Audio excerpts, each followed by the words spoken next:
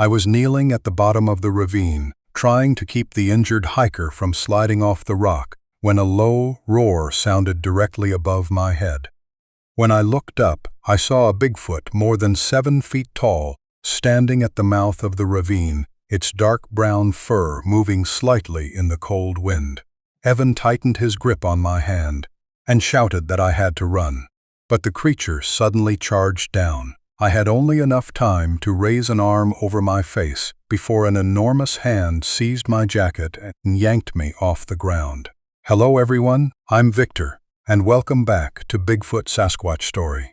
Today's story is about a mountain rescue worker who entered the wilderness to search for a missing hiker, only to realize that a gigantic creature had been silently following him for 12 miles. This account was compiled from several different sources, including personal testimony, rescue records, and Bigfoot research communities. We cannot confirm that the entire incident is a true story. Please listen with an open mind. If you believe there are still things in those forests that humans do not fully understand, comment Bigfoot below. In mid-September 2024, Mason Reed, an experienced mountain rescue worker in Oregon, was assigned to search for Evan Parker, who had gone missing after a solo trek in Mount Hood National Forest. Evan's final GPS signal appeared nearly 7 miles from the trailhead, in an area with no official trails and broken up by old-growth forest, ravines, and unstable rock slopes. During the search, Mason found a glove, a water bottle, a piece of clothing, and footprints nearly 16 inches long around Evan's belongings. He then realized that an enormous creature was keeping its distance and following him. At first, Mason believed it was hunting him, but the creature's actions became increasingly difficult to explain. It led him to the abandoned backpack and the place where Evan was trapped, saved both men from a landslide, and repeatedly blocked dangerous routes. Throughout the 12-mile journey to bring Evan out of the forest, Mason gradually realized that the creature he feared most was acting as their guide. The experience completely changed the way he viewed Bigfoot, human instinct, and the warnings nature often sends before disaster strikes. Before we begin the story, please comment with the city or state you are watching from. And if you have ever had a strange encounter with Bigfoot or a creature you couldn't explain, please share your story below. At 4:40 in the morning, Mason Reed stood in the equipment room of the Eastern Mount Hood Rescue Station, checking each climbing rope carabiner beneath the pale fluorescent lights. He replaced the batteries in his navigation device, tested the satellite radio, and reorganized the first aid kit according to a habit formed over years of mountain work. The door behind him opened, and Dana Holloway entered, carrying a topographic map folded into quarters, which she placed beside his gloves. She said that Evan Parker, 31 years old, had left Lost Creek Trailhead 2 days earlier and had not returned. Evan's vehicle was still in the parking lot. His phone had lost signal, and his family confirmed that he had planned to return before the previous evening. Mason opened the map and asked about the route and how much food Evan had carried. Dana replied that Evan had prepared for roughly 3 days, chosen a 10-mile trekking route, and sent his girlfriend a photograph of the route before leaving. Ben Torres walked over to the dispatch monitor and opened the sequence of coordinates transmitted by Evan's handheld GPS. The points appeared at irregular intervals, far from the main trail, and crossed 2 almost vertical slopes. Mason asked Ben to verify the battery level, synchronization time, and device error margin. All the readings were stable. One data point showed that Evan had gained nearly 600 feet of elevation in 14 minutes, a pace far beyond what a person carrying a backpack could manage on wet, slippery terrain. Dana wanted to wait until they had a full team of 3 before deploying, but another team was handling an accident near Government Camp, while the temperature was forecast to fall sharply by the end of the day. Mason decided to enter the forest, first to verify the trail, and asked the support team to follow as soon as possible. He packed rescue rope, a leg splint, flares, water, emergency food, and an emergency locator beacon. Before leaving the room, Ben enlarged the final signal point. The red dot lay inside a deep ravine where no known descent route had ever been recorded. Mason stared at it longer than usual, then folded the map. Mason reached Lost Creek trailhead just as the first daylight touched the fir treetops east of Mount Hood. Fog covered the parking area, making Evan Parker's gray Subaru look like a vague block in the cold, empty space. Local police officer Noah Bell stood beside the vehicle, holding a notebook dampened by the mist. He said the doors were still locked, the windows were intact, and there were no signs of forced entry. Through the glass, Mason saw a bag of clothes, an empty coffee cup, a paper map, and a pair of running shoes beneath the rear seat. Those items confirmed that Evan had changed into hiking boots and entered the forest expecting to return as planned. Mason called Rachel, Evan's girlfriend, and asked about his habits in detail. Rachel said Evan usually sent his location at the end of each day, always reported route changes, and rarely left established trails. Before the trip, he had mentioned an old waterfall he had seen on an online forum, but he did not know its name or coordinates. Rachel forwarded Evan's final message, sent about 2 hours after he left the car. Something is moving beyond the tree line, probably just an elk. A phone backup also contained an unfinished draft. It's standing there again. Mason read the sentence twice, then put the phone away. While examining the area around the car, I found a hand-shaped smear in the thin dust behind the rear hatch, positioned higher than the shoulder of an average adult. Noah said the mark might have been there already, but Mason photographed it and recorded its location. Near the edge of the forest, a fresh fir branch had been twisted and snapped at a height of nearly 8 feet. The wood split wide as though it had been subjected to tremendous force. In the mud beside Evan's boot prints, Mason saw an unusually long depression. Rain had distorted its edges, but its size made him pause longer than he intended before passing the trailhead sign. He marked the location and quietly entered the forest. The first 3 miles of Lost Creek Trail unfolded exactly as Mason expected from an ordinary search. The ground was still damp after the overnight rain, so Evan's boot tread remained fairly clear in soft sections along the trail. Mason compared the pattern with the photograph Rachel had sent and marked each location with orange reflective tape. Evan's stride was even, the spacing consistent, with no sign of staggering or haste. At a minor junction, the prints left the main trail and turned north. On a nearby branch, Mason found a strip of silver reflective tape tied neatly with a double knot. The marker showed that Evan knew he was leaving the established route and intended to return by the same way. About a mile later, the strips of tape disappeared. Mason stopped, examined both sides of the slope, and noticed that numerous saplings had been pressed down into a corridor wider than one person would create. Some trunks leaned north, while others had fallen back toward the south, as if 2 separate lines of movement had crossed through the area recently.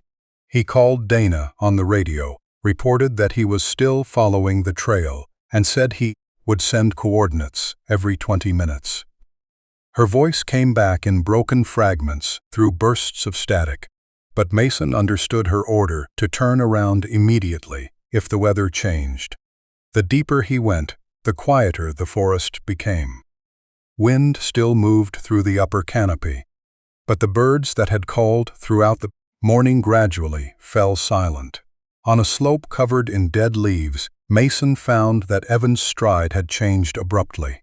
The boot prints were longer, the heels had sunk deeper, and a sideways skid showed that he had turned while moving.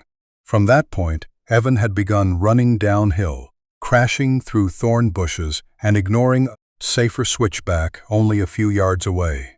Mason examined the area for bear tracks, scat, animal fur, or claw marks on the trees. but the ground held only Evan's boot prints and several unusually deep, compressed patches of mud. In a small clearing, Evan's feet had once stood still, his toes pointing straight ahead. Less than 10 feet away were two enormous impressions facing him. Mason crouched to measure their length, and then 3 heavy knocks sounded deep in the forest. A few seconds later, the mountainside opposite answered with exactly 3 beats. Mason's hand tightened around the radio as the forest around him sank into silence. After nearly 6 hours of following scattered signs, Mason entered a depression filled with fallen trees and wet moss. Midday light reached the ground only in small patches, leaving everything in a cold gray tone. On the trunk of an uprooted fir, he saw a gray glove placed neatly against the dark bark. It was not caught on a branch or held by mud. The palm faced upward, and the fingers lay straight, as though someone had deliberately put it where it would be easily noticed. Mason took a photograph and called Evan's name, but his voice merely echoed among the closely spaced trunks. He checked around the uprooted tree and found a strip of moss pressed flat, along with a human handmark stretching forward as if Evan had braced himself to keep his balance. About 40 yards away, a metal water bottle lay beside a thorn bush. One side of the bottle was deeply dented, and several blue threads caught on a low branch matched the color of the jacket Rachel had described.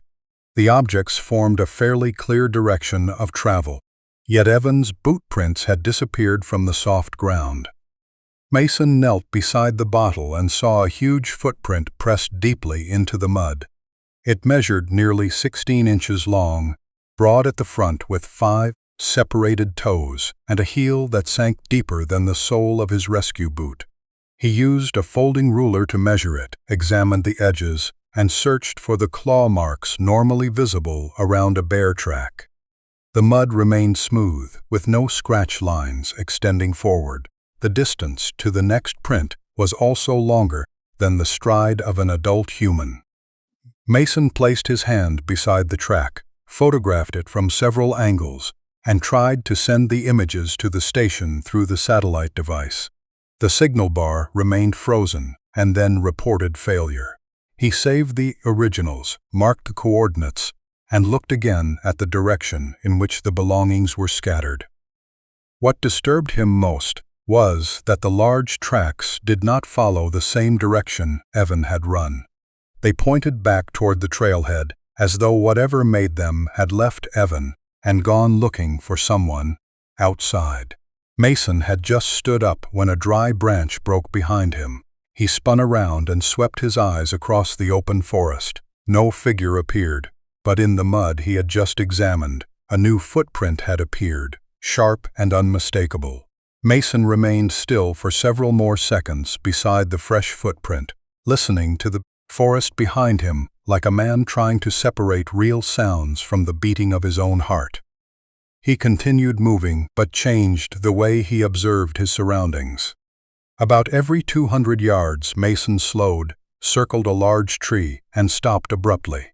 The first time, the sound of breaking twigs behind him ceased almost at the same instant. The second time it stopped a beat later, as if whoever was following had just realized he had changed tactics. Mason stood motionless for nearly 2 minutes, his eyes fixed on the gaps between the fir trunks and one hand resting lightly on the flare pouch. When he moved again, the faint snapping sound returned from about 70 yards away. The distance remained too consistent to dismiss as an animal coincidentally moving in the same direction. Mason deliberately turned sideways down a slope unrelated to Evan's coordinates. The sounds behind him changed direction as well, sliding through the damp leaves before stopping parallel to him. Then Mason turned back uphill, and whatever was watching continued to maintain its distance, as though it understood exactly what he intended. He removed the action camera from his chest harness, pointed the lens backward, and walked for another 10 minutes. The first stretch of footage showed only trees, darkness, and bands of light shaking with his steps. Near the end, Mason paused on 2 consecutive frames. Between two trunks stood a tall shape, its head rising above a horizontal branch more than 7 feet off the ground. In the next frame, the space contained only fog and undergrowth. Mason called Dana on the radio and reported that a large bear or another person might be moving in the area. The signal broke into fragments, but he still heard her order to turn back if the situation felt out of control. Mason looked at the GPS screen. Evan's final point was still several miles away, and daylight was already withdrawing from the wooded slopes. He decided to continue for 1 more hour while setting a firm limit for the return route. Before putting the camera away, Mason reviewed the footage once more. The figure was not looking toward him. Its head was turned toward the exact section of forest where Evan's coordinates lay. When Mason looked up, a large human-like figure was standing in the clearing ahead. He called Evan's name loudly. The shape slowly turned shoulders, revealing a width almost equal to the tree trunk beside it. Mason remained still for several more seconds beside the new footprint, listening to the forest behind him as though trying to separate real sounds from the pounding of his own heart. He continued moving, but changed the way he watched his surroundings. About every 200 yards, Mason slowed, circled a large tree, and stopped abruptly. The first time, the sound of a dry branch breaking behind him stopped almost at the same moment. The second time, the sound stopped 1 beat later, as though whoever was following had just realized he had changed tactics. Mason stood motionless for nearly 2 minutes, his eyes fixed on the gaps between the fir trunks and one hand resting lightly on his flare pouch. When he started walking again, the faint snapping returned about 70 yards away. That distance remained too consistent to dismiss as an animal accidentally traveling in the same direction. Mason deliberately turned sideways down a slope unrelated to Evan's coordinates. The sounds behind him changed direction as well, sliding through the wet leaves before stopping parallel to him. Then Mason turned back uphill, and whatever was watching continued to maintain its distance as though it understood his intention. He removed the action camera from his chest harness, pointed the lens backward, and walked for another 10 minutes. The first section of footage recorded only trees, darkness, and bands of light shaking with his steps. Near the end, Mason froze 2 consecutive frames. Between 2 tree trunks stood a tall form, its head rising above a horizontal branch more than 7 feet above the ground.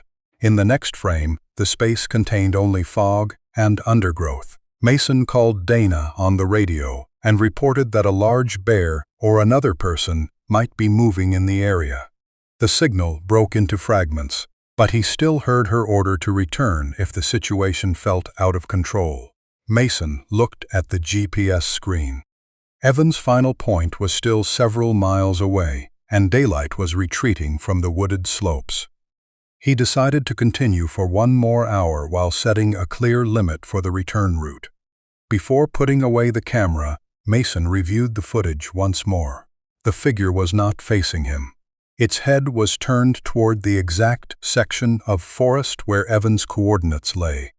When Mason looked up, a large human-like figure was standing in the clearing ahead. He called Evan's name loudly.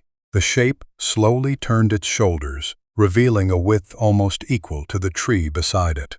Mason called Evan's name again, his voice carrying through the clearing before dissolving into the fog, saddling lower between the fir trunks. The figure ahead remained still for almost 3 seconds, then turned its entire body toward him. In the last daylight, Mason could make out broad shoulders, arms hanging nearly to the knees, and dark brown hair covering its back. The creature stepped over a fallen tree as high as Mason's waist in one smooth movement, then rushed toward the cliff.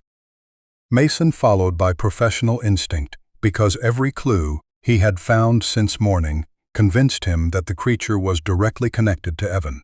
The initial distance was less than 100 yards, but after only a few running strides, the enormous shape vanished behind the rock outcrop, as though the steep ground had not slowed it at all.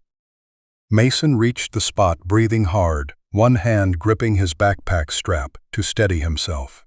Before him stood an almost vertical rock wall, blocked on both sides by brush and loose stone, with no obvious escape route. On the damp ground remained only one fresh footprint, almost twice the length of Mason's foot, and pressed so deeply that water had begun seeping into the heel. He placed the folding ruler beside it, took several photographs from different angles, and looked up at the ledges overhead. A creature of that size had disappeared from view within seconds. Yet there were no broken branches, falling rocks, or skid marks to show that it had climbed. Mason pulled a flare from his jacket pocket, kept it in his hand, and turned back toward the route he had come from. Before he had taken 10 steps, he found a line of large footprints in the mud where he had just run. They had appeared behind him, extended in the opposite direction, and were so fresh that the mud edges had not yet collapsed. The thought of a second individual made Mason scan both sides of the forest, then check his GPS and compass.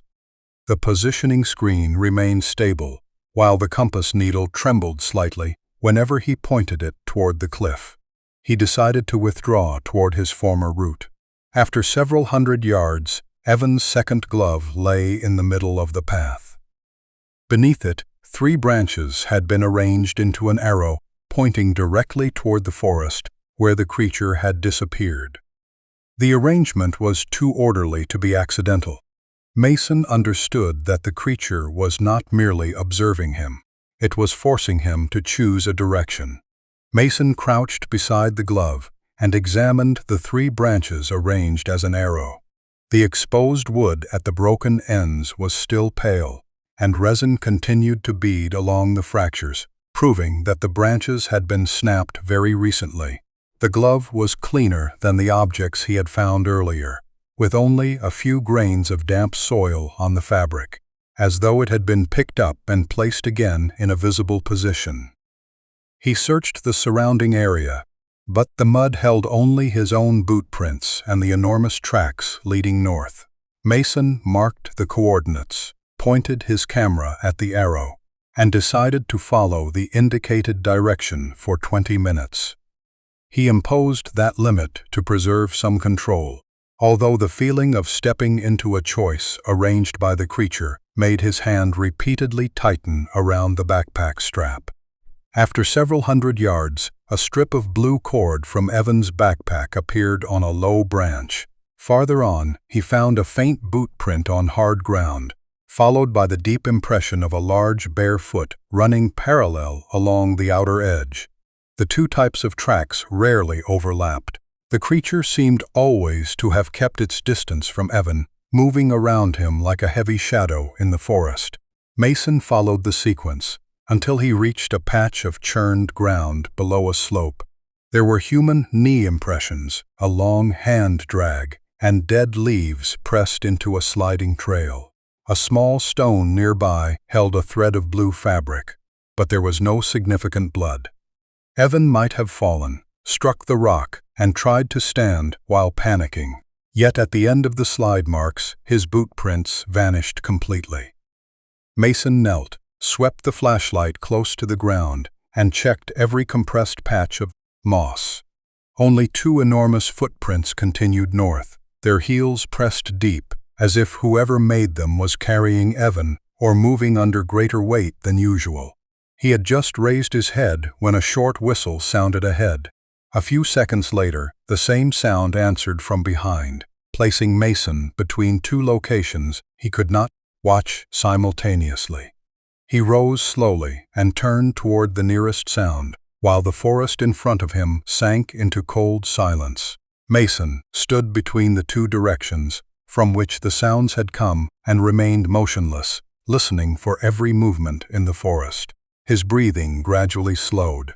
After almost a minute, he put down his backpack, took out a packet of food and a spare bottle of water, and carried them to an open patch about 20 yards away. He placed the food on a low rock, stood the water bottle beside it, and retreated behind a cedar trunk that concealed most of his body.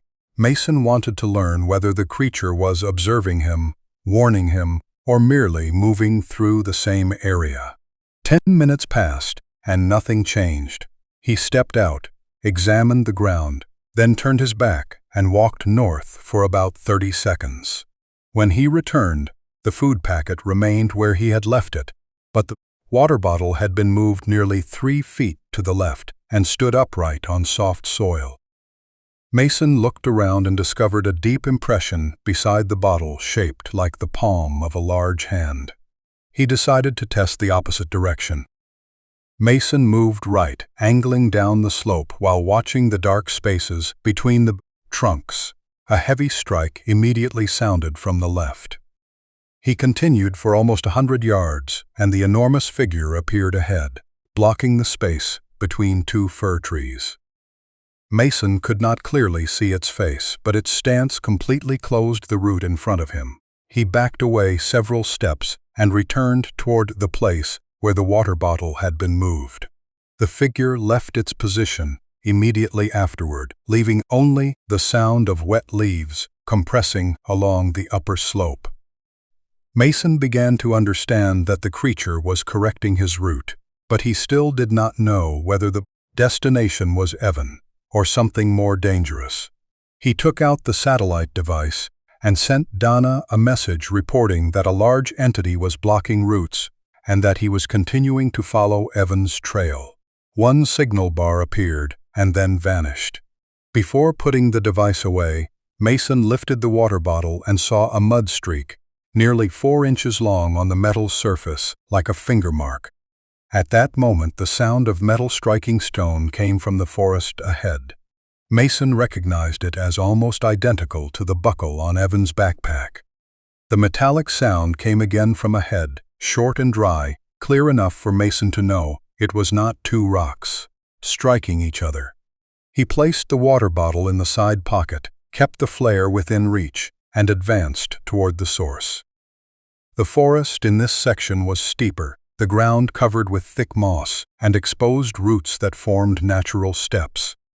After 10 minutes, Mason saw a cedar trunk leaning toward the slope. Beneath the roots raised from the earth, Evan's black backpack stood upright, its shoulder straps facing outward, and the metal buckle swinging slightly. The way it had been placed made Mason stop before approaching. A backpack that had been dropped would usually lie on its side, snagged in brush or covered with leaves, but the object before him looked as though it had been carried there and deliberately set down. He examined the area, called Evan's name, and watched the dark spaces behind the trunks. No answer came. Mason knelt, opened the main compartment, and removed a jacket, first aid kit, 2 food packets, a lighter, and a handheld GPS. Everything needed for a cold night remained inside, making Evan's separation from the pack difficult to understand. A protein pouch had been torn along one edge, and only a small amount of the food inside was missing. The spare water bottle was nearly half empty, while its cap had been tightened firmly. Mason examined the zippers, straps, and fabric around the bottom of the pack. There was no obvious blood, but one section of blue cord had been torn away, matching the fragment he had found along the route. The GPS was still operating. Its screen showed Evan's final point less than half a mile away, farther north. What caught Mason's attention was that the timestamp was more than 3 hours later than the moment when the physical trail suggested Evan had fallen or lost the ability to move normally. He opened the audio log and found a short recording. Evan's voice sounded between rapid breaths. "It doesn't come close. It just stands over there." Then came rolling stones, a heavy impact, and a long wash of static. Mason listened twice and then noticed a manually saved waypoint in the coordinate list labeled Waiter. He did not know whether Evan had marked it before being injured or whether something else had touched the device. Mason took the GPS, jacket, water, and first aid kit, leaving the remaining items as a marker for the support team. When he stood, the enormous figure appeared on the slope above. It looked at Mason, then slowly turned its head in the direction opposite the GPS signal. Mason kept his eyes on the figure, standing on the slope, and waited to see which way the creature would move. It continued, looking west, where the forest descended toward a narrow valley, while the GPS in his hand pointed north. After several seconds of consideration, Mason chose to trust the device. Evan's final coordinates were the only hard data he had, while the creature's behavior was still too unclear to justify placing a missing person's life in its guidance. He left the cedar roots, followed the rocky slope ahead, and watched the distance on the screen. The terrain became increasingly difficult. Loose stones shifted under his boots, wet moss covered the roots, and a dry creek cut across the route like a deep trench. Mason found several of Evan's boot prints in thin mud, but each appeared too far from the next and then vanished over hard stone. High above, the large figure continued moving parallel to him. Every time Mason looked up, the creature stood in a new position, still far enough away that he could make out only broad shoulders and long arms. At times, it struck a branch against the ground, sending a deep sound across the slope before it faded into the trees. Mason interpreted the sounds as warnings but continued following GPS. When the screen showed less than 100 feet remaining, he entered an open patch surrounded by low brush. Evan was not there, nor were there signs of a backpack or campsite. The device began to fluctuate, its error circle expanding to more than 100 feet. Mason searched the area and finally found Evan's boot prints entering the clearing and stopping beside thick grass. Behind the bushes was a narrow ravine almost completely concealed from view. A long slide mark ran toward the edge, showing that Evan had lost his balance there. Mason looked up to the higher slope for the creature, but the position was empty. On a rock beside the ravine, 3 fresh parallel scratches crossed the moss. Beneath the stone, a piece of blue cloth had been pressed tightly as a marker. Mason knelt and listened toward the bottom. At first, he heard only wind moving through the rocks. When he called Evan's name, a weak sound rose from below. Mason called again, and this time 2 separate words became clear in the darkness: "Down here." Mason lay flat at the edge of the ravine, gripping a root with one hand while directing his flashlight into the darkness. Below with the other, the beam crossed damp rock walls and stopped on a human body, lying sideways between 2 large boulders. Evan was alive. His blue jacket was torn at the shoulder, his face was pale, and his cracked lips were coated in dust. His right leg was trapped beneath a thick branch, the lower leg bent at an angle that told Mason the fracture had gone untreated for many hours. He called Evan's name and instructed him to look up and answer several simple questions. Evan remembered his name and the day the hike began, but believed it was still the previous morning. The confusion showed severe dehydration. Mason asked whether he was bleeding anywhere, whether his back hurt, or whether he had difficulty breathing. Evan shook his head weakly and tried to lift an arm, but even that movement made his whole body tremble. Mason reassured him that the rescue team was moving into the area, although he did not know whether the radio had transmitted the coordinates. He instructed Evan to keep his head straight, avoid moving the leg, and drink in small sips from the bottle beside him. Mason's steady voice helped the injured man focus on each instruction instead of looking toward the forest. He took out the rescue rope, selected 2 healthy trees as anchor points, and checked the soil around the roots. Before lowering himself, he saw an uncapped water bottle near Evan's hand. It was clear plastic, unlike the metal bottle in the backpack. Beside it lay several berries gathered into a small pile and the food packet torn open along one edge.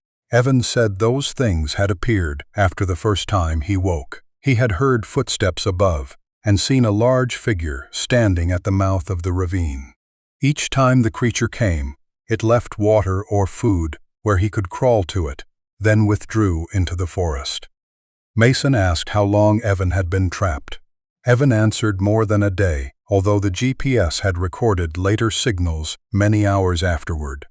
Mason checked his watch, tied the final knot, and prepared to descend. Just as he placed one foot over the edge, Evan stared past Mason's shoulder. His pale face suddenly tightened, and both hands dug into the gravel beside him.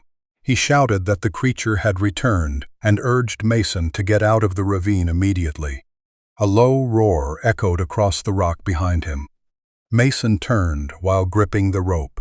At the mouth of the ravine, between two trees, Bigfoot stood closer than it had at any earlier moment. Mason remained at the edge of the ravine, one hand holding the rope while the other slowly raised the flare in front of his chest. Bigfoot stood less than 30 feet away, its huge body filling the gap between two fir trees. Dark brown hair was matted with wet mud. Its chest rose and fell slowly but powerfully, and its eyes were directed toward the bottom where Evan lay. Evan repeatedly urged Mason to run, his voice hoarse with fear and dehydration. Mason ordered him to remain calm while watching every movement of the creature for signs of an attack. Bigfoot tilted its head toward Evan for a moment and then turned fully toward the mountainside on the right.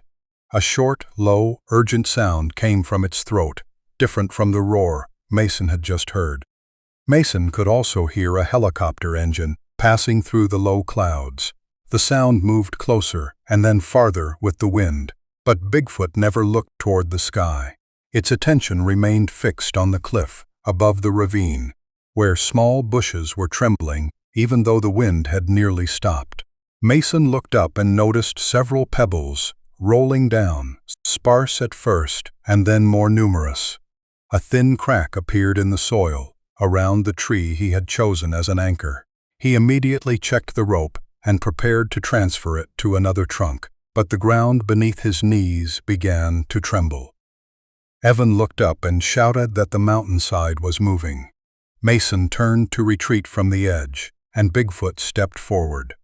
The distance closed in only a few strides, too quickly for him to activate the flare. The creature extended its long arm, its hand opening, mud-covered fingers, aimed directly at the shoulder of his rescue jacket. Mason backed half a step, his heel touching the cracking earth. A large rock broke free above, releasing a deep rumble through the slope. Bigfoot lunged, seized Mason's jacket, and violently pulled him from his position. At the same instant, the ground where he had been standing collapsed, and hundreds of rocks began pouring toward the ravine mouth. As he was lifted from the ground, Mason saw the flashlight beam vanish behind a cloud of stone dust and Evan's face disappear below. He did not yet know whether the pull had saved him or placed both men in greater danger.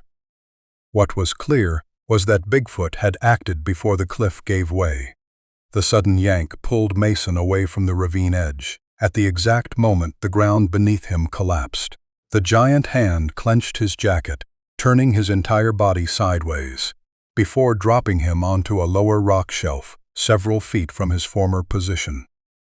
The impact knocked the air from him, but he managed to curl up and protect his head before loose stones swept across his back.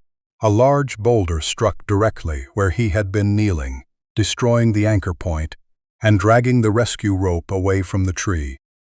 Dust filled the mouth of the ravine until the flashlight below appeared only as a dim, blurred glow. Mason pushed himself upright and quickly checked his arms, knees, and chest. Pain spread from his shoulder into his side, but his bones could still bear weight. Through the dust, Bigfoot stood several yards away, its body angled toward the ravine as if watching Evan. A sharp stone had scraped its left arm, leaving a dark streak in the hair, but the creature only stepped back once and held its position. Mason tightened his grip on the flare and tried to read its intentions. Seconds earlier, he had believed the hand would throw him into the ravine. Now a boulder occupied the exact place where he had been, large enough to crush an adult's upper body. From below, Evan called his name in a hoarse voice.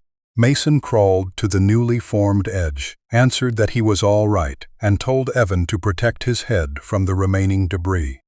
The original descent route was almost entirely blocked, and the rope was trapped beneath heavy rocks. Mason pulled the exposed section, but it would not move. Bigfoot watched him, approached the rock pile, and bent down to pick up the red rope. It pulled one end through the loose earth, tested the tension with both hands, then dropped the usable section near Mason's feet. The simple action left him motionless, because every theory he had held about being hunted collapsed at once. The creature had not only recognized the danger before the landslide, it also understood what Mason needed to reach the injured man. As the dust began to clear, Mason looked across to the opposite slope. In the damp earth appeared a sequence of boot prints identical to Evan's, leading deep into the forest and completely away from the ravine where he lay. Mason called down and asked whether Evan had ever crossed that slope. The weak answer that rose from below sent a chill through him. Evan insisted that he had never set foot there. Mason took the binoculars from the side pouch and knelt behind a dust-covered outcrop. The line of boot prints on the opposite slope appeared clearer in the angled western light. The tread pattern, heel width and right side wear all matched the boots Evan was wearing. Yet the spacing between steps was too even. The edges remained sharp, and the mud had not begun collapsing, as though the tracks had been made only after the most recent rain. Mason again asked whether Evan had ever crossed that slope. Evan shook his head and insisted that after leaving the trail, he had only run toward the ravine and had never crossed to the other side. Mason opened the GPS and compared the time of each point with the injured man's broken account. Several coordinates appeared almost 4 hours after the time Evan estimated he had fallen into the ravine. Mason considered whether dehydration had damaged Evan's memory, but the data sequence showed that the device continued moving after its owner could no longer walk. Evan tried to sit higher on the rock and explained that he had been unconscious for a long time after the fall. When he woke, his backpack, GPS, and one boot were gone. At first, he assumed they had fallen into a crack, but several hours later, an unfamiliar water bottle appeared within reach, along with food that had already been opened. At the ravine mouth, the enormous creature stood looking down and withdrew into the forest whenever Evan tried to crawl toward the supplies. Mason looked at Bigfoot. It continued to keep its distance, its eyes shifting between him and the opposite slope, where the line of boot prints disappeared into the trees. The idea that it had carried the device, removed Evan's boot, and made those tracks was difficult to accept, yet every piece of evidence pointed in that direction. Evan suddenly remembered the moment before he fell. He had run because he believed the creature was chasing him. But every time he changed direction, it appeared in front of him, kept its distance, and forced him to turn back. Mason recognized the pattern as identical to the way Bigfoot had guided him through the forest. A strike against a tree sounded from the ravine mouth. The creature stood beside a low rock root, its eyes fixed on a narrow strip of ground almost completely hidden by brush. Mason followed its gaze and realized that it might be a safe descent route that had never appeared on his map. Mason took the binoculars from the side pouch and knelt behind a dust-covered outcrop. The line of boot prints on the opposite slope appeared clearer beneath the westward-leaning light. The sole pattern, heel width, and worn section on the right all matched the boots Evan was wearing. Yet the distance between the steps was too regular, the edges remained sharp, and the mud had not begun to collapse, as though the prints had been made only after the most recent rain. Mason asked Evan again whether he had ever crossed that slope. Evan shook his head and insisted that after leaving the trail, he had only run toward the ravine and had never gone to the other side. Mason opened the GPS and compared the time of each signal point with the injured man's fragmented account. Several coordinates appeared almost 4 hours later than the time Evan estimated he had fallen. He considered whether dehydration had distorted Evan's memory. but the data sequence showed that the device continued to move after its owner was no longer capable of walking. Evan tried to sit higher on the rock and explained that he had been unconscious for a long time after the fall. When he woke, his backpack, GPS, and one boot were gone. At first he thought they had fallen into a crack, but several hours later, an unfamiliar bottle of water appeared near his hand, along with food that had already been torn open. At the mouth of the ravine, the enormous creature stood watching and retreated into the forest whenever Evan tried to crawl toward the supplies. Mason looked at Bigfoot. The creature still kept its distance, its eyes moving between him and the opposite slope, where the line of boot prints continued deep into the trees. The thought that it had carried the device, removed Evan's boot, and created those tracks was difficult for Mason to accept, but all the evidence before him pointed in that direction. Evan suddenly remembered the moment before he fell. He had run because he believed the creature was chasing him, but every time he changed direction, it appeared ahead, maintained its distance, and forced him to turn back. Mason realized that the behavior was identical to the way Bigfoot had guided him through the forest. A strike against a tree sounded from the ravine mouth. The creature stood beside a low rock root, its eyes fixed on a narrow strip of ground, concealed by brush. Mason followed its gaze and realized that it might be an entirely safe descent route he had never seen on any map. Mason kept his eyes on the narrow strip of ground Bigfoot had indicated, then used the flashlight handle to push aside the brush covering the rock edge. Behind the wet branches appeared a switchback leading down into the ravine, wide enough for one person to hold onto natural stone steps. He tested the ground, tied the remaining usable rescue rope around his waist, and began lowering himself. The route twisted but was far more stable than the place where he had intended to descend, proving that the creature had seen a path that both his experience and his maps had missed. Bigfoot remained at the ravine mouth, kept its distance, and watched Mason until he reached the bottom. Evan lay curled between the boulders, his face pale, but his eyes more alert now that the rescuer was close. Mason checked his pulse, breathing, pupil response, and spine, then cut the fabric around the lower leg to assess the injury. The bone had not broken through the skin, but the leg was badly swollen and visibly misaligned. He placed splints on both sides, secured them with elastic bandages, and gave Evan small sips of water so his body would not react too quickly after prolonged dehydration. As he worked, Mason explained that the helicopter would have difficulty reaching them through the dense canopy, and that the landslide area could continue shifting. They needed to leave the ravine before the light disappeared. Evan tried to help with his uninjured leg, but even a small movement made him clench his jaw and grip the rock. Mason transferred most of Evan's weight onto his shoulder, tested several steps, and adjusted the support strap around the man's hips. When he looked up, Bigfoot had disappeared from the ravine mouth. Its absence brought a measure of relief, as though the creature had completed the task of leading him there, and returned to the forest.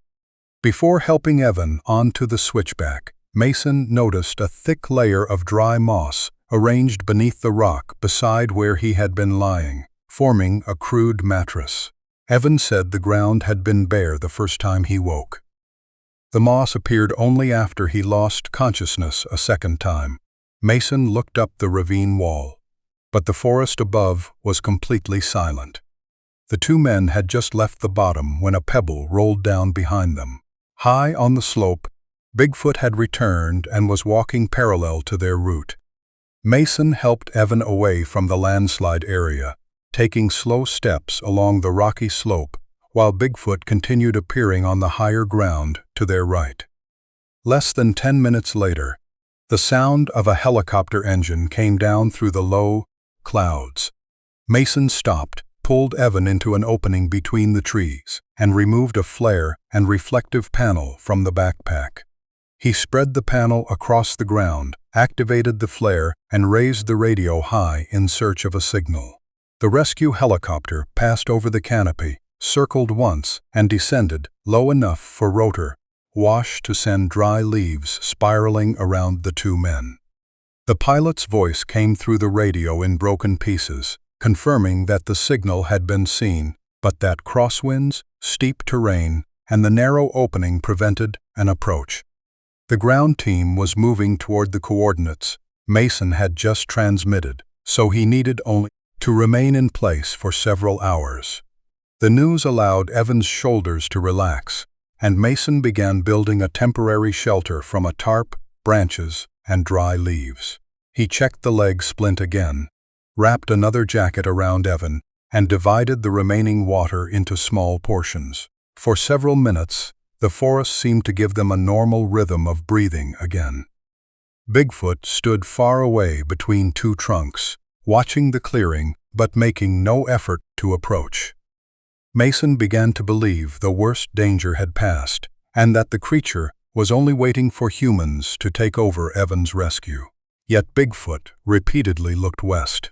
It tilted its head, moved to another position, and stared into the lower forest, where the light was changing to a dirty yellow. Mason smelled smoke in the wind. At first he assumed it came from the flare, but the odor of burning resin became stronger and lingered. Through the distant trees, a band of gray haze crept low among the trunks. It might have been a smoldering fire from a lightning-struck tree, but the afternoon wind was pushing the smoke directly toward them. Mason looked at the coordinates he had sent to the rescue team and then at Evan's leg. Leaving meant that the ground team would arrive at an empty site, while remaining could allow smoke and falling trees to trap them. Bigfoot bent down, picked up a charred branch, threw it onto the ground in front of Mason, and retreated east. Mason understood the warning. He gathered the reflective panel, tightened the support strap around Evan, and decided to leave the confirmed pickup point. Mason packed the reflective panel, retied the support strap around Evan's hips, and pointed southeast, where the map showed a connection to an old rescue route. He explained that they would move slowly, keep away from the smoke, and look for an opening wide enough to contact the helicopter again. Evan nodded, but his eyes remained fixed on Bigfoot, standing between two trees ahead. When Mason began moving in the direction he had selected, the creature immediately stepped down to lower ground and blocked the path. He stopped and changed course south, attempting to circle around an exposed rock band. Bigfoot appeared there as well, its enormous body covering almost the entire gap between the bushes. Evan tightened his arm around Mason's shoulder and said the creature was holding them back and might be trying to force them deeper into the forest. Mason felt the same caution, but he remembered the pull away from the landslide, the water beside Evan, and the charred branch that had just been thrown toward him. He tried heading east. Bigfoot watched them for several seconds, then moved aside and traveled parallel to them on the higher slope. Mason understood that they had received a strange kind of permission. He told Evan they would follow the direction the creature had opened, but that he would still verify every section with the compass, GPS, and his knowledge of terrain. Evan objected that trusting their lives to an unknown creature was too dangerous. Mason replied that modern equipment had led him to an empty clearing, while the creature had led him to the correct ravine. Evan fell silent. They agreed on one rule. Bigfoot could indicate the direction, but Mason would decide whether it was safe to proceed. They moved east through thick undergrowth and soon discovered that the ground beneath them was flatter than the surrounding forest. Mason used a pole to sweep away leaves, revealing two old vehicle ruts cut across by roots. The road did not appear on current rescue maps, but its layout showed that it had once served logging operations many years earlier. After nearly a mile, Mason saw a faded silver symbol painted on a tree, the type of marker used by Oregon rescue teams in the 1980s. Directly beneath the symbol was an enormous wet handprint in mud. Bigfoot stood farther down the old road, waiting for them to approach, as though it had known the route for years. Mason stopped beside the old rescue symbol and shifted his eyes from the muddy handprint to the leaf-covered road ahead. Every scattered clue since he left the trailhead began joining into a clearer sequence in his mind. The glove placed on the tree, the water bottle beside the thorn bush, the arrow made from branches, the backpack beneath the cedar roots, the GPS signals continuing after Evan was injured, and the descent route concealed by brush, all now seemed to serve the same purpose, leading him to the exact place where Evan was trapped. Bigfoot stood some distance ahead, maintaining its familiar space, and waiting for the two men to continue. Mason watched the creature longer than before. His original fear had changed into a different kind of caution, something close to gratitude but still too new to name. Evan leaned most of his weight on Mason's shoulder, breathing heavily with every step. After a long silence, Evan explained that before the fall, he had seen a large shadow appear to the left of the trail. He panicked and changed direction, only for the creature to appear ahead. Every time Evan turned down a slope, it moved in front of him, stood in the path, and struck a branch against the ground. At the time, he believed he was being surrounded, so he ran faster, ignored the slippery terrain, and charged directly toward the ravine. Mason listened and remembered his own journey. The creature had also blocked the routes he intended to take, moved the water bottle, built the arrow, and looked toward the safe trail. Both men had interpreted the same behavior in the most frightening possible way, because Bigfoot's appearance made every movement seem like a threat. Mason explained that the creature had probably tried to push Evan back toward higher, safer ground, then carried his belongings and GPS outward to leave a trail for searchers. Evan looked down at his right foot, where the boot remained coated in mud around the laces. He said he remembered losing one boot after waking, yet when Mason found him, it was back on his foot. Mason knelt to examine it and noticed that the right lace was tied with a double-loop knot, completely different from the single knot on the other boot. Evan stared at the laces and said he never tied his shoes that way. Both men looked toward Bigfoot standing in the old road. For the first time, they understood that the creature had touched Evan while he was unconscious. The old logging road continued deep into the forest, but every flat section was interrupted by fallen trees, exposed roots, or collapsed ground. Mason helped Evan step by step, taking most of the injured man's weight on his left shoulder while holding the support strap around his hips with his right hand. Evan's leg continued swelling, forcing them to stop more frequently. Bigfoot still moved ahead and rarely exposed its entire body. At places where the road divided, a large footprint often appeared in the mud, or a branch was laid across the wrong route, and another pointed in the direction they needed to take. Mason began to realize that the creature was trying to create signs humans could understand. Although the communication remained crude and uncertain, he checked the GPS every few minutes. Their route carried them farther away from the marked rescue line, and the radio delivered only broken pieces of sound. Evan looked at the screen and said they were going deeper into the forest instead of leaving it. Mason did not deny it. He explained that smoke, landslides, and steep terrain had blocked the route behind them, while the old road beneath their feet remained stable enough to continue. The reassurance did not fully calm Evan. He repeatedly looked toward Bigfoot as though afraid the creature might change its mind.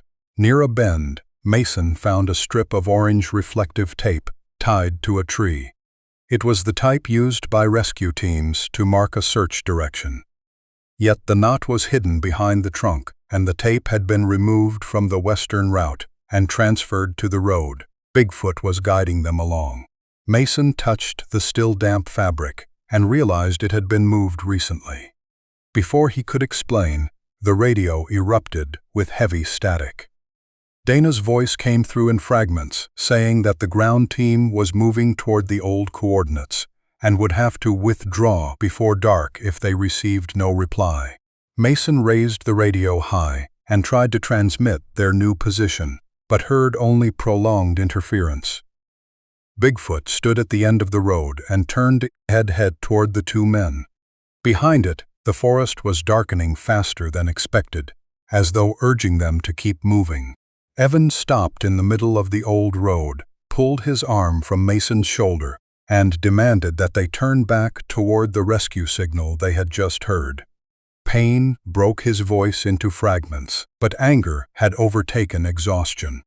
Evan argued that the ground team was west, while the road they were following led deeper into a forest absent from the map. Mason kept the support strap around his hips and explained that smoke, landslides, and dangerous slopes had blocked the old route behind them. The explanation only made Evan look toward Bigfoot with greater suspicion. The creature stood nearly 50 yards away, a dark shape among the firs, completely occupying the way back. Evan bent down, picked up a rock, and threw it. The stone landed several feet from the creature, but the action immediately changed the atmosphere. Bigfoot shifted aside and released a roar so deep that Mason felt a faint vibration in his chest. He stepped in front of Evan, raised one hand, and kept his voice low, using the same tone he used to calm frightened animals during mountain rescues. Bigfoot struck the tree beside it, tearing pieces of bark away, then turned and disappeared into the forest. The silence that followed concerned Mason more than the roar. The guiding footprints stopped. No more branches were broken ahead, and the old road divided into two routes beneath the fading light. Evan said they should take the western branch before the rescue team withdrew. Mason still did not agree, but he understood that the creature that had left might be their only source of assistance. The two argued at the junction until a long crack sounded above. A dead pine leaned away from the slope and fell across the western route, striking the exact place they might have crossed minutes later. Evan stared at the violently shaking branches, his expression changing. He admitted that the roar might have been a warning, but the question remained. If Bigfoot truly wanted to save them, why did it keep pulling them away from the rescuers? Mason had no answer. The forest ahead remained still while darkness slowly swallowed both branches before night had fully arrived. Mason waited until the last breaking branches behind them fell silent, then helped Evan leave the junction. They chose the remaining branch, where the ground was flatter but covered in wet leaves and exposed roots. Evan's right leg had swollen badly around the splint, and each step brought pain that stiffened his shoulders. Mason stopped beneath a cedar, lowered the injured man onto the roots, and checked the bandages. The fabric around the lower leg was soaked with sweat, while the splint joint had loosened after repeated slips on rocky ground.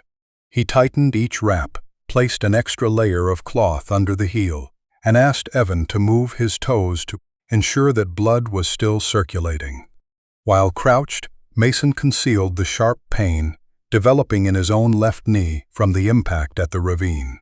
He knew that if Evan noticed, anxiety would drain more of his strength. Mason opened the final water bottle, divided it between them, and gave Evan small sips. To keep him conscious, Mason asked about his family and why he had chosen to hike alone. Evan remained silent before admitting that he had argued with Rachel several days before the trip. He wanted to get away from his phone, work, and questions he did not know how to answer, so he chose the trek as a way to create space. Mason listened without judgment. He said only that many people entered the forest seeking quiet, but the mountains always demanded honesty about their limits. Mason then told him about a rescue teammate who had died years earlier because the entire group trusted the map too completely, even though falling stone and cracking trees had warned that the route was dangerous. Since then, he had learned to value field experience as highly as equipment. Evan looked toward the forest and understood why Mason still trusted Bigfoot's warnings. As they prepared to stand, a water bottle rested on a rock several yards away. Mason approached, checked the cap, smell, and clarity, then used a purification tablet before giving it to Evan. A streak of blood lay on the bottle among long muddy marks. Mason remembered the creature's arm being cut by stone at the ravine. Bigfoot was still nearby, even though the forest around them remained completely silent. Mason estimated that they had traveled nearly 10 miles since he first realized the creature was following him.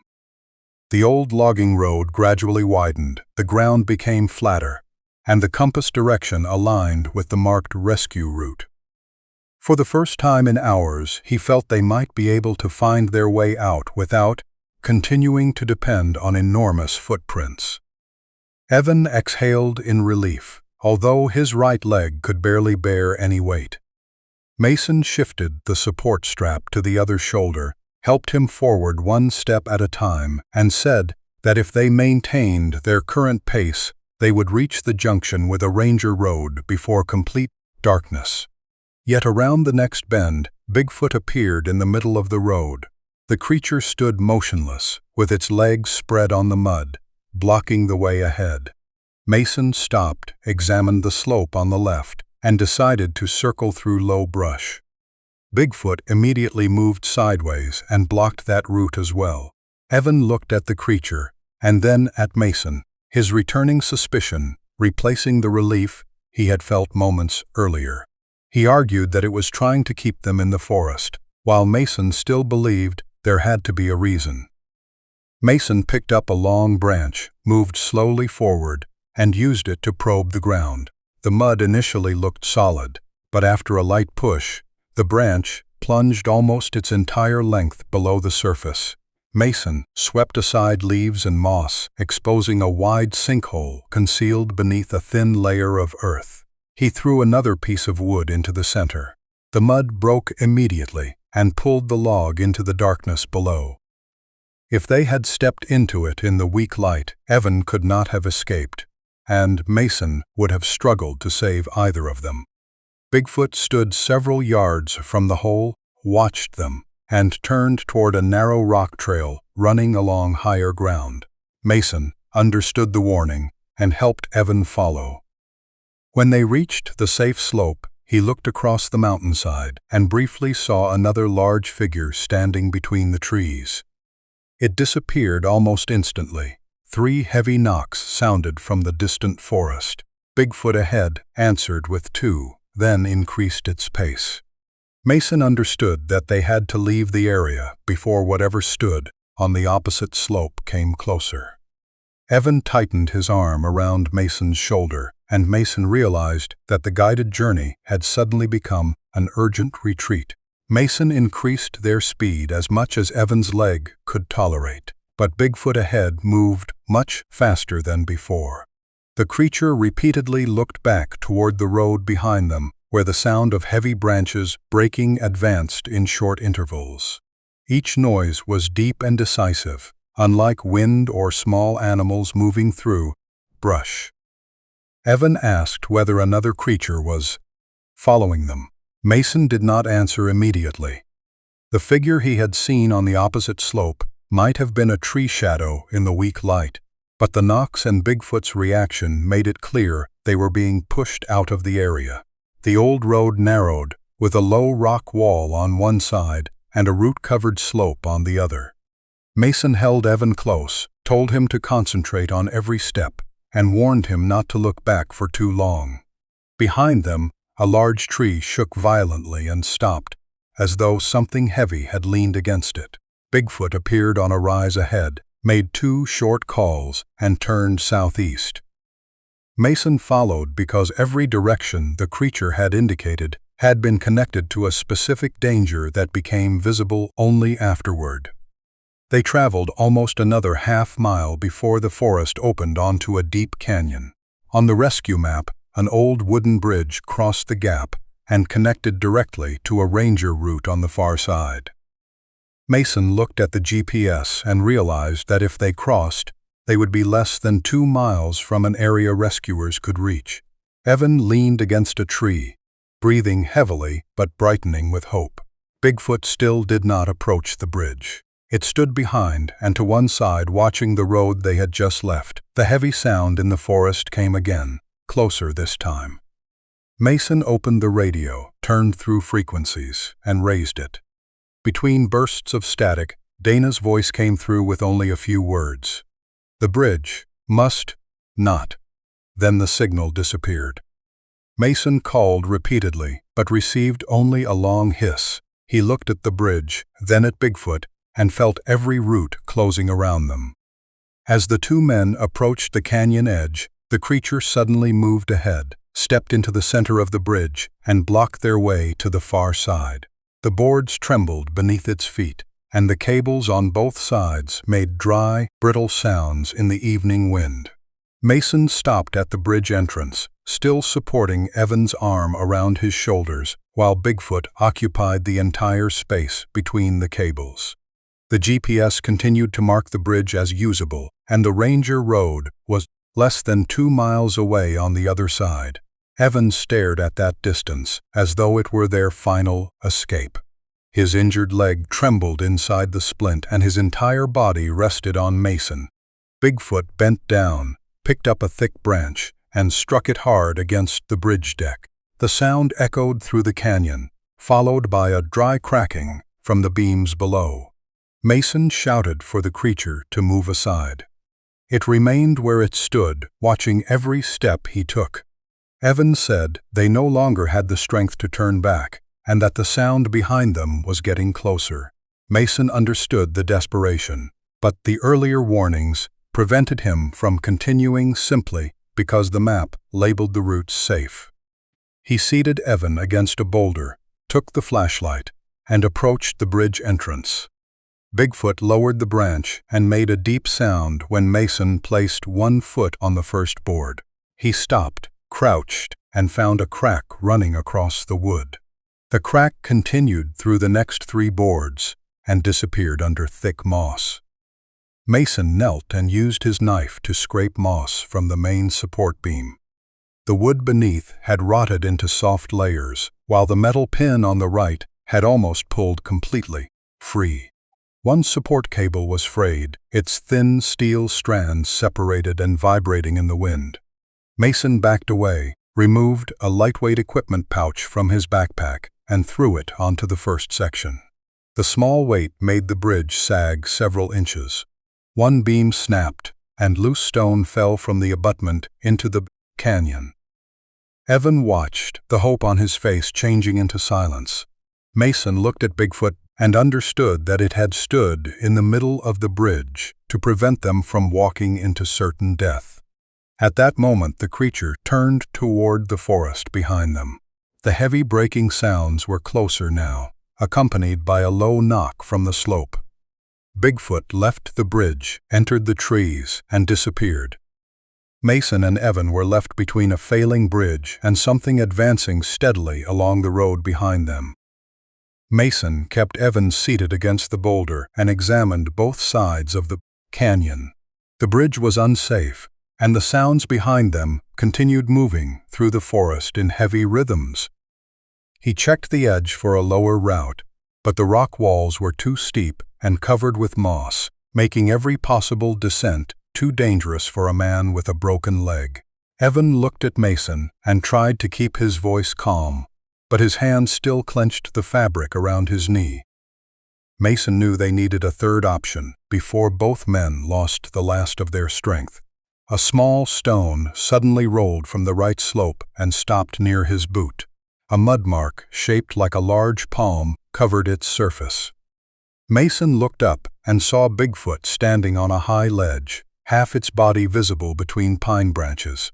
The creature held his gaze for several seconds, then turned and followed a narrow route running parallel to the canyon. Mason did not hesitate for long. He returned to Evan, tightened the support strap, and explained that they would try the route because every previous direction given by the creature had helped them avoid danger. Evan nodded, though his face remained tense. They moved along the ledge, each step pressed close to the rock wall for balance. The path was narrow, but the stone was solid, with little mud and many roots to grip.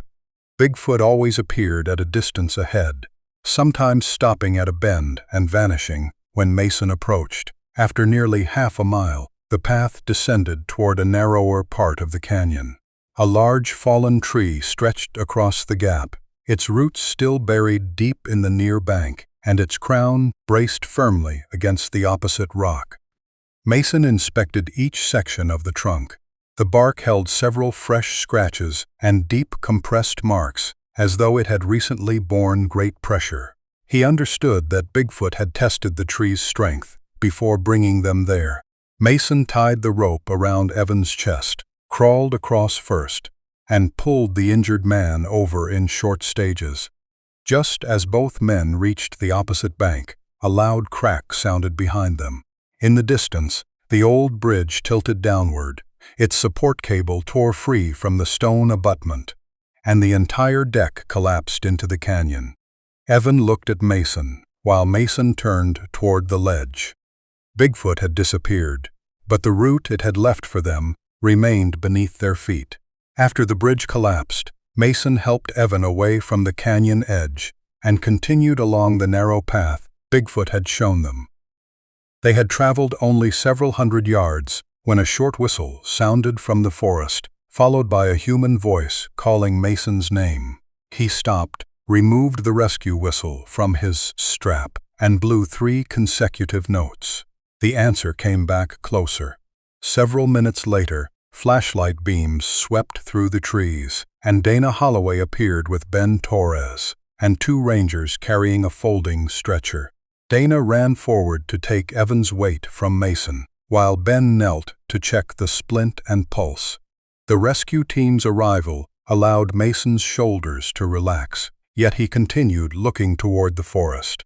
Dana asked why he had left the coordinates sent to the helicopter and how they had reached the far side of the canyon. Mason pointed toward the smoke drifting among the trees, the landslide area, and the empty space where the bridge had vanished. He said that an old route had taken them around the dangerous area, but he did not mention Bigfoot. That explanation would require more time, and Evan needed to be taken out before the temperature dropped further. The team stabilized Evan's leg, placed him on the stretcher, and prepared to leave. Ben checked the route and stopped beside a muddy patch near the fallen tree. He called Dana over and pointed to a large footprint, longer than any boot print in the team. Dry soil had collapsed along its edge, but 5 toes and a deeply pressed heel remained visible. Dana looked at Mason and waited for an explanation. He said only that they would talk after Evan was safe. Before the stretcher was lifted, Evan caught Mason's wrist.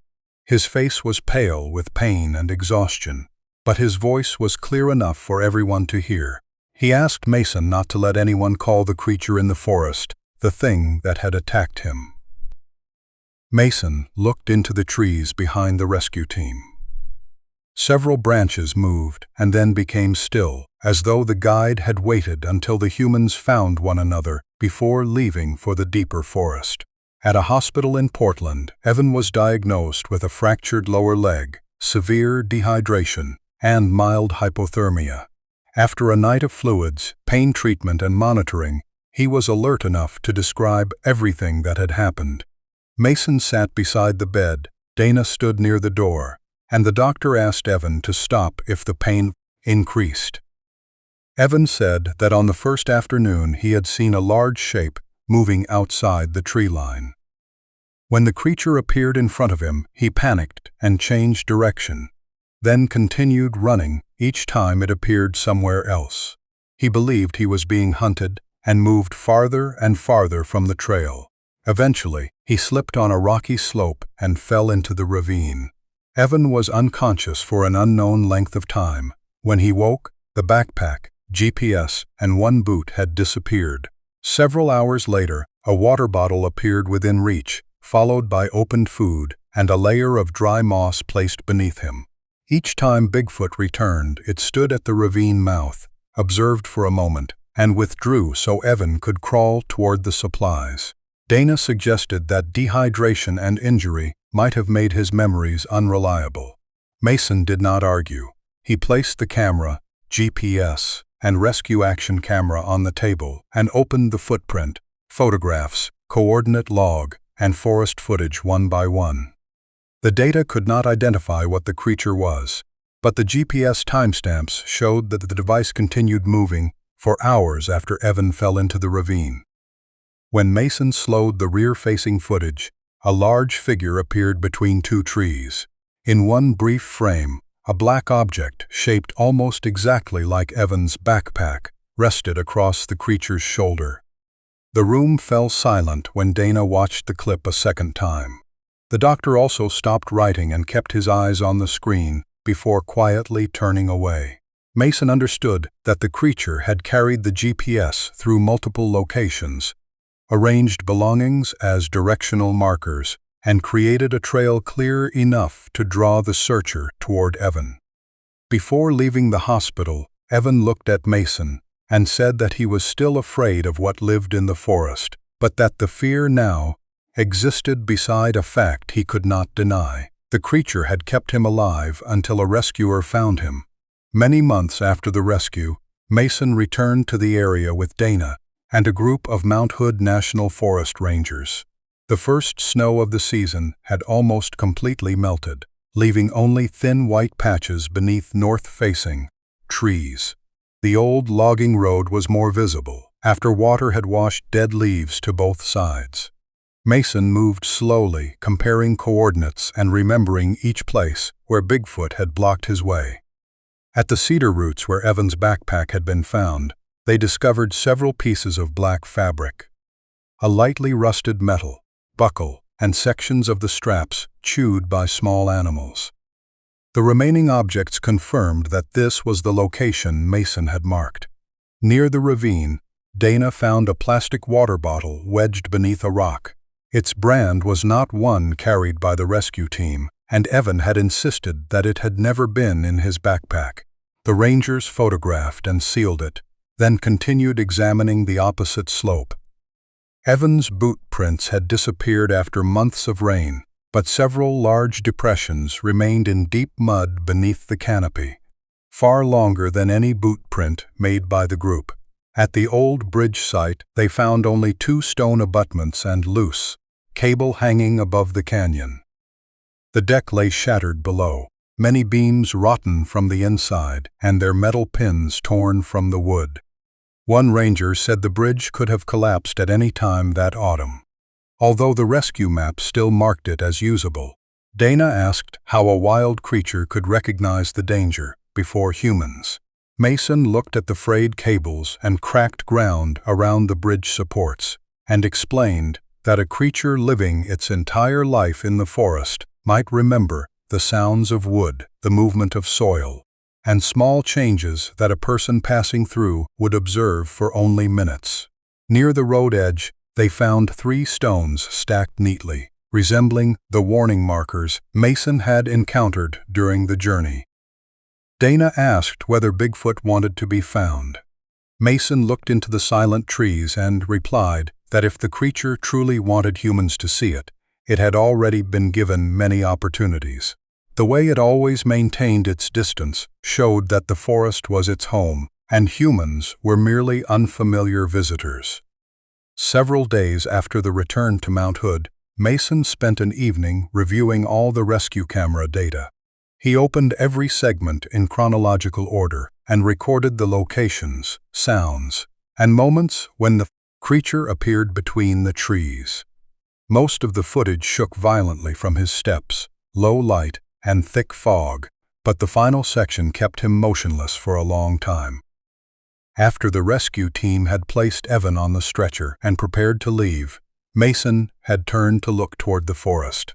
Almost 300 yards away, between 2 large fir trunks, a dark figure stood motionless, its head rising above a branch behind it. The image was unclear, but the broad shoulders, long arms, and familiar posture allowed Mason to recognize it immediately. In the video, he slowly raised a hand by instinct, offering thanks to the guide that had led them through the ravine. Forest smoke sinkhole, and rotten bridge. The creature remained still for several seconds, and then also raised one arm. The gesture was awkward, slow, and unfamiliar, yet similar enough for Mason to feel that a moment of understanding had existed between them. Bigfoot lowered its arm, turned its back, and walked deeper into the forest until its body merged with the darkness. Mason replayed the clip many times and increased the brightness. When he froze the final frame, he noticed another, smaller figure standing behind the creature among the bushes. It appeared for only a few seconds, was shorter than the main figure, and remained close to the dense tree line. The detail made Mason think that Bigfoot might have guided them away from the area to protect a young individual or a group living deeper in the forest. He understood that publishing the coordinates would bring hunters, curious visitors, and camera teams to the place that had saved his life. Mason discussed it with Evan, and the two agreed to keep the exact location secret. The copy shared with the rescue group had its coordinates removed, while Mason kept the original footage on a private drive. From then on, whenever he watched the arm rise among the trees, he remembered that the greeting had also been a farewell. It was the final time Mason saw the guide, although for many nights afterward, he continued dreaming of the figure standing in the silent forest. After the Mount Hood rescue, Mason returned to work with a completely different way of observing the wilderness. He still checked ropes, batteries, maps, and weather forecasts with the care that had become habitual, but he also spent several minutes listening to the small sounds around him whenever he entered the forest.